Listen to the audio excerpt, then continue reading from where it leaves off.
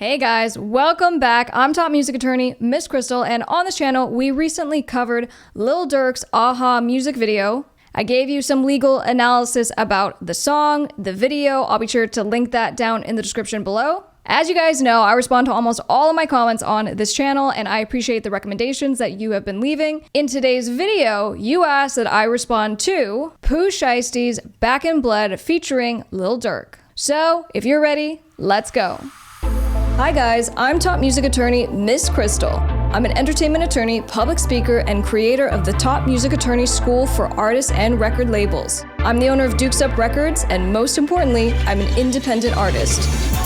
Don't forget to subscribe and turn on those bell notifications so you don't miss my weekly videos giving you my best tips on the music business, industry news updates, and teaching you how to stay legally protected. Let's go. Smirk. Big brother. Jerry Production. I don't know when you get something back from me, shit. Yeah, I get it. You know, we just saw a bunch of cash, and we made a point in the last video when Lil Durk had that stack of cash on his table for, you know, the production, just talking about the reality of when you have your friends or crew or whoever is there and you have real money and kind of like safety concerns. Do you have security? And what you guys said in the comments was there was like $1 million on the table and, you know, no one took anything. And anyway, that's crazy when you actually have real money.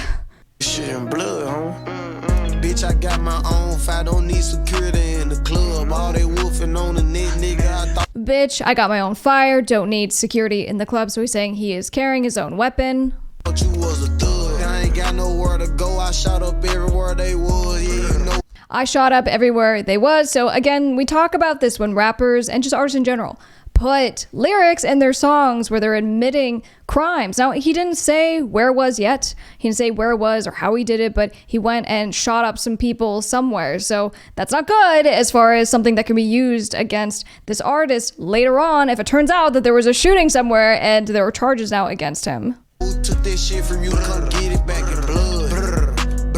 Bitch, come get it back in blood. We ain't mask up, no Dodger X, niggas know who it was. Extorting shit just like the 80s, want some back, get it in blood. Yeah, you know who took that shit from you, come get it back in blood. You ain't know who took that shit from you, come get it back in blood. And he has a, so it's the gun. And I know this because I watched one of the interviews that he did, and when he went over that lyric, he was doing the little gun sign. Nigga killer ain't there, you should wear no R.I.P. shirt. We had 300 shots up in the car before we picked up dirt. You niggas who ain't got shit going, go grab a glizzy, get alert. Shots to G-Post R.I.P. and Reezy, he in the dirt. You know, I'm looking at what everyone is wearing in this video. I'm looking at the cash. I mean, Lil Durk's chain alone is probably incredibly expensive. I'm wondering, is that because of a side hustle that these guys are into? Is this because the music career for each of them is incredibly profitable, which it absolutely can be. It's crazy. And that's when this conversation about when you do deals with record labels and record labels coming in and taking the majority share of your profits. But I mean, again, going back to this, there's a lot of money to be made if you can kind of grow your career the right way. You gotta know I go too far. Got 2 O's up on this honey, one of them might stand for O-Block. About 20 some shots left up in the K, 15 still in the Glock. Leave my door unlocked and stop, I like getting on feet, park the car.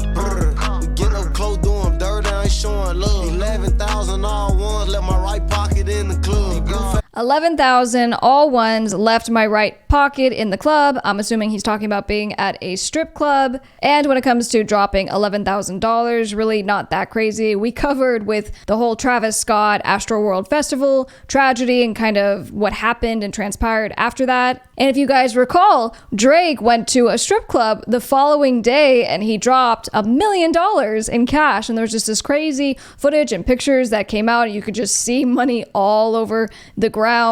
Shout out to the ladies who got paid. Faces up on me dirty, I went got it out the mud. If I took some, get it in blood, I don't give a fuck where we was. Bitch, I got my own fight, don't need security in the club. All they wolfing on the net, nigga, I thought you was a thug. I ain't got nowhere to go, I shot up everywhere they was. Yeah, you know who took this shit from you, come get it back in blood.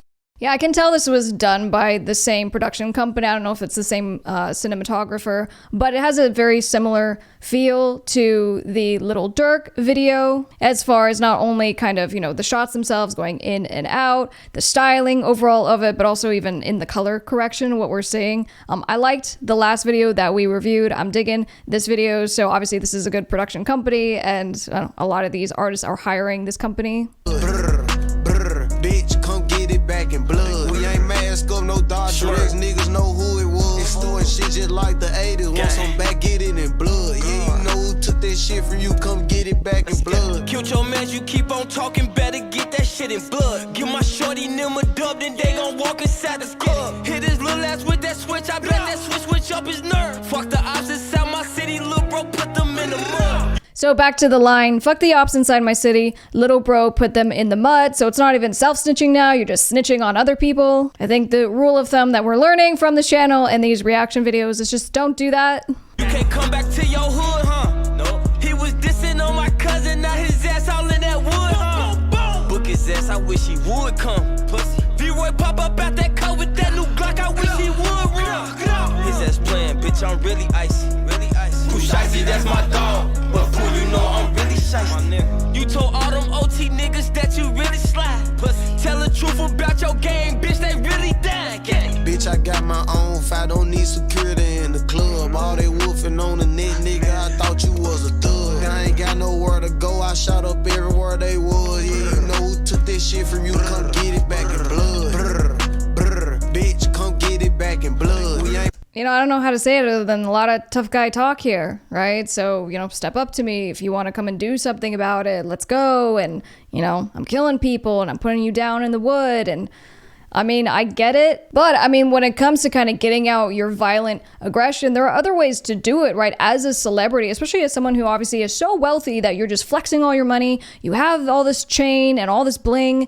Well, let's try to do our art and let's try to kind of handle this stuff in a way that doesn't get you killed. Rest in peace, King Von, right? We've covered a number of his videos. What an incredible artist and an incredible loss. And this is something that just perpetuates itself. It will never stop until you kind of get out of it one way or another. And so a lot of these guys, young guys, tough guys, and I would hate to see any of them lose their lives. And so, they're going to do what they're going to do. But there are other ways to go about this, right? We see like celebrity boxing where these guys are being tough guys and they go and beat the shit out of each other in a boxing ring, but that's where it ends. I don't know. We're losing too many brilliant artists and there has to be a better way. Mask up, no Dodge drugs, niggas know who it was. Extorting shit just like the 80s, want some back, get it in blood. Yeah, you know who took that shit from you, come get it back in blood. Bitch, come get it back in blood.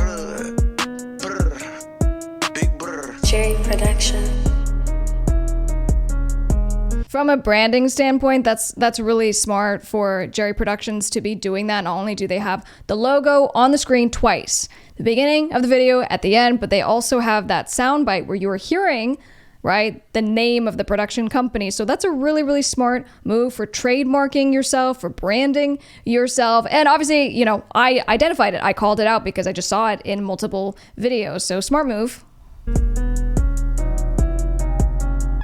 All right, guys, I already gave you kind of my speech on let's cure the gang violence issue, especially when it comes to just music and using music as the platform to fuel those fires. And as far as, my general thoughts on the video, on the song, I really like the visuals. Again, I thought it was cool. I like the cinematography. And I think with the song, the production was great. And my kind of takeaway is, from a legal perspective, don't admit your crimes in your music. Because guys, what's going to happen is that if there's a crime that happened to be committed and there are lyrics talking about the types of weapons that you used or where the crime was committed or who it was committed with, all that stuff can be used against you in charges that may be brought later on. So it's really important that you try to stick with fictional stuff when it comes to your storytelling as an artist. And all these guys got their start somewhere and they had to come up and they had to learn obviously how to write and how to produce if they got into production. And it's all really hard. And it's really important that you are learning how to protect yourself and do this the right way so that when a label comes and wants to sign you because you are doing really well and you're making a lot of money, that you're not going to get screwed. And some label's going to come and take full advantage of you. So that's the purpose of not only this YouTube channel, but that's why I started Top Music Attorney School, which you can visit at topmusicattorney.com. If you need help, I have free courses, I have a book, I have all kinds of stuff to help you stay legally protected, so be sure to go check that all out. If you guys are interested in checking out a little of what I'm up to musically, just search Miss Crystal on all music platforms. Be sure to come say hi on social media. I'm on all social media platforms at Top Music Attorney. If you haven't already, don't forget to subscribe, turn on those bell notifications so you don't miss any videos from your new favorite Top Music Attorney. I'll see you guys on the next one. I'm Miss Crystal.